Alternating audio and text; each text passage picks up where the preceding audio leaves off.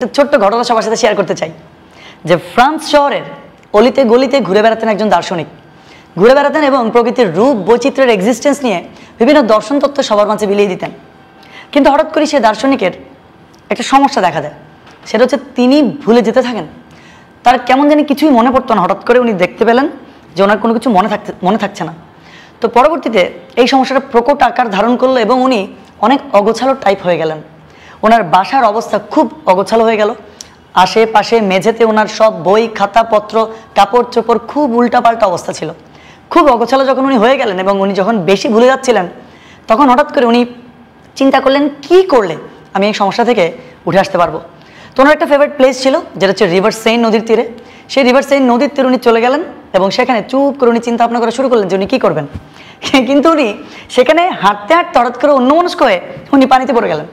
পানিতে পড়ে যাওয়ার পরে পরবর্তীতে আশেপাশের যারা মানুষ ছিলেন ওনাকে ওনার বাসা পর্যন্ত পৌঁছে দেন।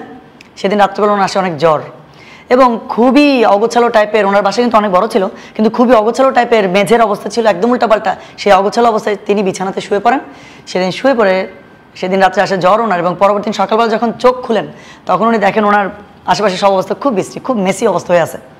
পরবর্তীতে উনি সেই অবস্থাতে উনি চিন্তা করলেন যে আমি এই যে আশেপাশে যে এত বাজে অবস্থা, এখানে যদি না থাকতে পেরে আমি যদি উপরে সিলিংয়ে থাকতে পারতাম তাহলে হয়তো অনেক বেস্ট হইতো। হ্যাঁ, এইরকম আজে বাজে চিন্তা ভাবনা হয়তো তোমার আমার ঠিক মতো আসবে না, কিন্তু ওনার তখন আসছে যে উনি চাচ্ছিলেন যে ওনার সিলিংটা ছিল একদম পরিষ্কার। বুঝতে পারতেছো তোমাদের যেটা সিলিং, যেটা হচ্ছে তোমার কি ফ্যান যেখানে ঝুলে থাকে, তো সিলিংটা ছিল একদম ওনার পরিষ্কার। তো সেই সিলিং ওনার থাকার হঠাৎ করে অনেক ইচ্ছে হলো। কিন্তু তখনই একটা মৌমাছি উড়ে এসে সেই সিলিংয়ে বসলো। মৌমাছিটা একখান থেকে আরেকখানে উড়াউড়ি করতেছিল। কিন্তু তোমার আমার মাথায় সেই একটা চিন্তা আসবে না যেটা ওনার মাথায় ওই মুহূর্তে একটা চিন্তা আসলো। সেই চিন্তাটা ছিল যে আচ্ছা, এই যে মৌমাছিটা একই স্থানে যদি দ্বিতীয়বার বসে তাহলে আমি কিভাবে বুঝবো যে সে একই স্থানে দ্বিতীয়বার বসছে। হ্যাঁ, কি উদ্ভট প্রশ্ন। হ্যাঁ, তোমাদের কাছে হঠাৎ করে উদ্ভট লাগতে পারে, বাট ওনার কাছে এই প্রশ্নটা যে আসলো যে মৌমাছিটা তো বিভিন্নখানে উড়ে বেড়াচ্ছে, মৌমাছিটা যদি একই স্থানে দ্বিতীয়বার বসে তো তাহলে ওই দার্শনিক উনি কিভাবে বুঝবেন যে একই স্থানে মৌমাছিটা দ্বিতীয়বার বসলো। উনি কোনোভাবে চিন্তা করতে পারতেছেন না। পরবর্তীতে ওই ওনার ফায়ার প্লেস ছিল, ফায়ার প্লেস থেকে একটা চারকোল নিল। সেই চারকোল নিলে একটা সিঁড়ি দিয়ে ওনার যে ওই সুন্দর সিলিং ছিল, হ্যাঁ, সেই সুন্দর আর সিলিং থাকলো না। সেই চারকোল দিয়ে উনি কতগুলো সমানে দাগ দিয়ে দিলেন। সেই দাগ ছিল কাইন্ড অফ এরকম কিছু একটা। তো এরকম সমান তাহলে অনেকগুলো উনি দাগ দিলেন। দাগ দেওয়ার পরে উনি আবার নিজে সুন্দর মতন করে এসে শুয়ে গেলেন। মৌমাছিটা তখন এদিক সেদিক উঠতেছে। মৌমাছিটা ধরো চিন্তা করো এরকম একটা জায়গাতে এসে মৌমাছিটা হচ্ছে যে তোমার কি বসলো। মৌমাছিটা উঠতে উঠতে আবার কতক্ষণ পরে এই জায়গাতে গেল, আবার এই জায়গাতে গেল। মৌমাছিটা বিভিন্ন জায়গায় হচ্ছে তোমার কি উড়া শুরু করলো এবং বসা শুরু করলো। তো যখন বিভিন্ন জায়গায় মৌমাছিটা এরকম করে বসা শুরু করলো, এই পয়েন্টে মৌমাছিটা আবার এসে বসলো। তো তখন উনি বুঝে গেল যে হ্যাঁ, মৌমাছিটা একই স্থানে দ্বিতীয়বার এসে বসছে। তো এখন যখন এই জিনিসটা উনি অ্যান্সার পেয়ে গেল যে মৌমাছিটা একই স্থানে দ্বিতীয়বার বসছে, উনি এটা বুঝে গেছে, তখনই ওনার মাথায় আরেকটা খেয়াল আসছে। উনি কি করলো, উনি ওনার বাসা বাড়ির যত আসবাবপত্র আছে সবগুলোকে বের করে ফেললো। বের করে আমরা যেরকম এখন টাইলস দেখি ওই টাইলসের মতন উনি এরকম কতগুলা সমান তালে দাগ দিল, দেওয়ালে দাগ দিল, মেঝেতে দাগ দিল। দাগ দেওয়ার পরে উনি কি করলো জানো, উনি দাগ দেওয়ার পরে এই যে একটা জায়গাকে, এই যে দেখা আমি তোমাদেরকে দেখাই কি করলো, ওনার চিন্তাটা কি ছিল। উনি সুন্দর মতন করে এভাবে একটা দাগ দিল, এরকম তো অনেকগুলো দাগ দিলই অবশ্যই, এবং দাগটা দিয়ে একটা পয়েন্টকে বললো এটা মূলবিন্দু যার স্থানাঙ্ক 0 0। তোমরা কি বুঝতে পারতেছো আমরা কোন দিকে যাচ্ছি।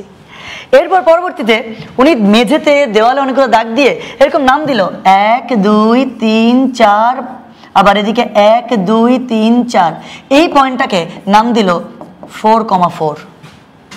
এরকম অসংখ্য উনি পয়েন্ট নিল, অসংখ্য পয়েন্টে নামকরণ করলো। এরকম করে নামকরণ করার পরে কি করলো, সেই প্লেসগুলোতে উনি এক একটা জিনিস রাখলো। কি রাখলো, কোনোখানে ওনার ফেভারিট বই রাখলো, কোনোখানে ওনার হচ্ছে যে ফেভারিট জ্যাকেট রাখলো, বিভিন্ন আসবাবপত্রগুলো উনিভাবে গুছিয়ে রাখলো এবং একটা কাগজে সুন্দর করে লিখলো যে কোনখানে কি রাখছে। তোমার কাছে শুনতে এটা ভয়ঙ্কর হাস্যকর লাগতেছে হয়তোবা, এবং আমার কাছে ব্যাপারটা ঠিক তাই। কিন্তু তখন উনি যে ভুলে যাচ্ছিল সেই সমস্যা থেকে উত্তরণ হওয়ার জন্য উনি কিন্তু একটা পদ্ধতি আবিষ্কার করে ফেললো। 8,3 উনি একটা ফেভারিট কিছু একটা রেখে দিল। যেটাই রাখলো পরবর্তীতে রেখে রাখলো যে আমি 8,3 এই বিন্দুটাতে কিছু একটা রাখছি। এবং উনি যে ভুলে যাচ্ছিল, সেই ভুলে যাওয়ার যে সমস্যা থেকে উনি সুন্দর মতন করে উঠে চলে আসলো। কিন্তু একটা ভেজাল হতো কোন সময় জানো? যখন উনি যেখানে লেখে রাখছিল সেটাই যদি তোমার হারাই যেত, ভেজালই শেষ। উনি সব কিছু তোমার কি ভুলে যেত যে তোমার কি কোথায় কি রাখছিল। শুনতে অনেকটা হাস্যকর মনে হইলেও উনি আসলেই কিন্তু, এটা কিন্তু সত্য ঘটনা, এবং আসলেই কিন্তু এই একটা সমস্যা থেকে একজন দার্শনিক এভাবে উঠে আসছিলেন। সো আমরা এতক্ষণ যেই দার্শনিকের কথা বলছিলাম, আসলে উনি নান আদার দেন, উনি ওয়ান অফ দ্য মোস্ট, শুধু যে দার্শনিক তা না, উনি one of the most favourite, মানে আমার ফেভারিট একজন ম্যাথমেটিশিয়ানও। উনি হচ্ছে রেনে দেকার্তে। এই রেনে দেকার্তে